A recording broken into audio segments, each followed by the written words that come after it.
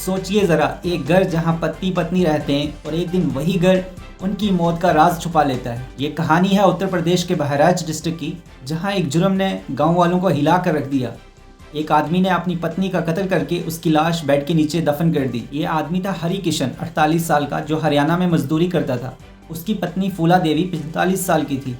5 अक्टूबर 2025 को हरि किशन काम से घर वापस आता है, लेकिन घर लौटते ही उसके जीवन में तूफान आ गया। हुआ कुछ ऐसा कि उसने अपनी पत्नी का कत्ल कर दिया। 6 अक्टूबर 2025 को जब फूला देवी का भाई उसे फ़ोन लगाता है तो उसका फ़ोन नहीं मिलता। 1-2 दिन कोशिश करने के बाद जब फ़ोन नहीं मिलता तो फूला देवी का भाई उसके घर आता है। घर पे भी कोई नहीं मिलता। पड़ोसियों को पूछने पर भी किसी से कुछ खबर नहीं लगती।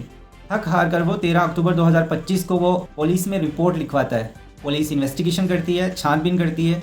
सबको लगा कि शायद वो कहीं चली गई है, लेकिन असल में कहानी कुछ और थी। एक अंधेरी सच्चाई जो उस घर के अंदर ही छुपी हुई थी। जब पुलिस ने इन्वेस्टिगेशन शुरू की तो घर का ताला तोड़ा। घर के अंदर फूला देवी के भाई को एक ताज़ी खोदी हुई जगह मिली।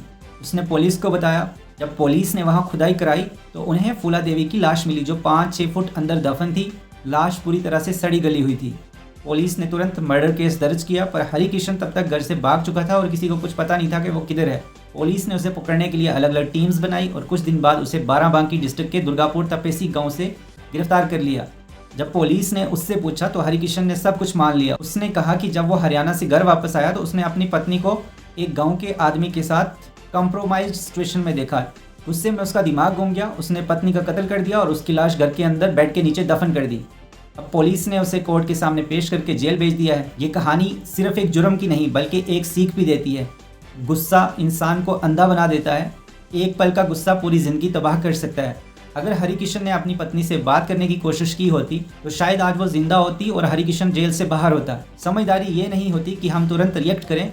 समझदारी ये होती है कि हम सोच कर फैसला लें, क्योंकि एक फैसला, एक गुस्सा, एक जुर्म पूरी जिंदगी बदल देता है।